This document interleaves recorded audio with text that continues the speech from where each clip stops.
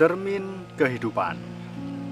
Ada orang yang miskin, tapi dia sesungguhnya kaya. Ada orang yang kaya, tapi miskin. Ada juga orang miskin yang miskin. Dan ada orang yang kaya dan kaya.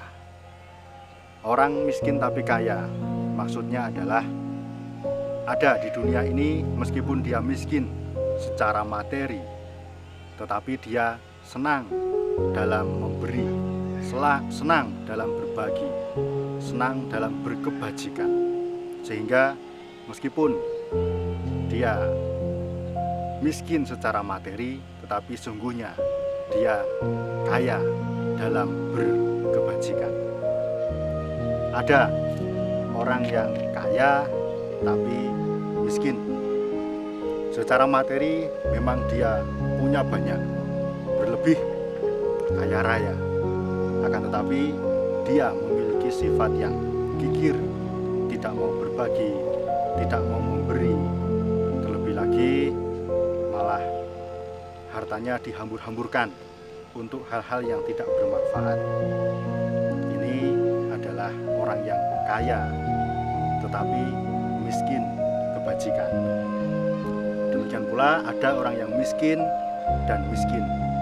Memang dia tidak dalam kehidupan yang berada, tidak memiliki, tidak punya harta materi yang berlimpah, dan dia juga tidak banyak berkebajikan, sehingga dia dikatakan miskin dan miskin.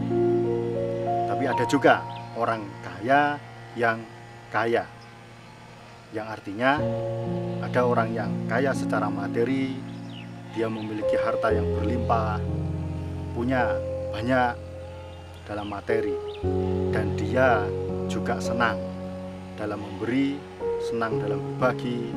Dia memiliki sifat kedermawanan, dia senang membantu, senang menolong orang lain, senang berkebajikan.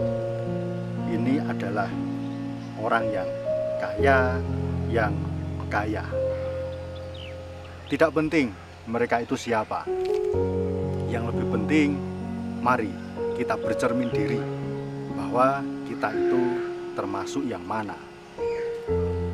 Dalam kehidupan kita ini, ya sesungguhnya bukan soal miskin atau kaya, punya sedikit atau banyak materi.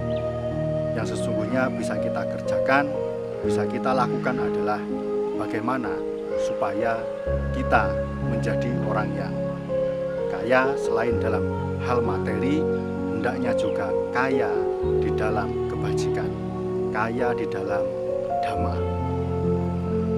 Menjadi kaya di dalam dhamma, hal ini bisa kita lakukan, bisa kita kerjakan dengan memiliki 7 kekayaan Arya, 7 kekayaan di dalam dhamma, yaitu kita patut untuk memiliki, mengembangkan sada, keyakinan kepada Tiratana, Buddha, Dhamma, dan Sangha, memiliki sila, moralitas yang baik. Hendaknya kita berpengendalian atas ucapan dan perilaku kita dengan memiliki moralitas yang baik.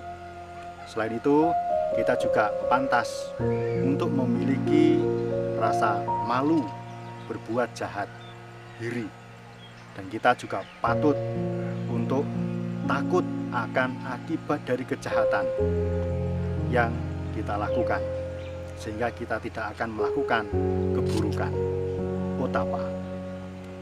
Kemudian untuk memiliki kekayaan di dalam dhamma ini, kita pun perlu untuk mengembangkan sifat daripada belajar supaya memiliki pengetahuan yang luas.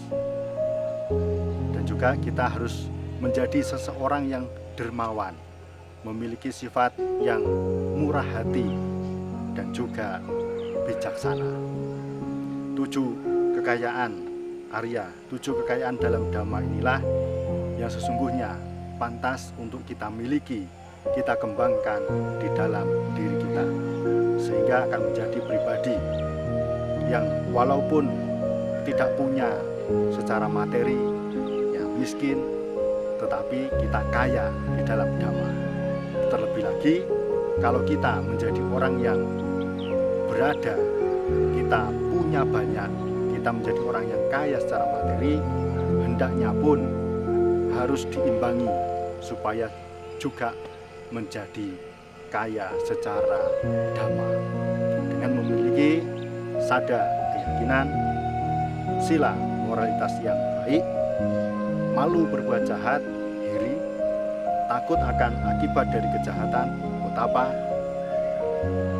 memiliki pengetahuan yang luas, baru saja, kemudian memiliki sifat murah hati, jaga, dan memiliki kebijaksanaan atau banyak. Terus semangat melangkah di jalan dhamma. Orang kaya tidak diukur dari seberapa banyak harta benda materi yang dia miliki, tetapi diukur dari seberapa banyak yang telah ia berikan untuk kebaikan dan kebahagiaan orang lain. Oleh karena itu, salah satu ciri orang kaya yang sesungguhnya adalah ia yang selalu senang dalam memberi atau berbagi. Terus semangat melangkah di jalan dhamma. Bhikkhu Khema Diro.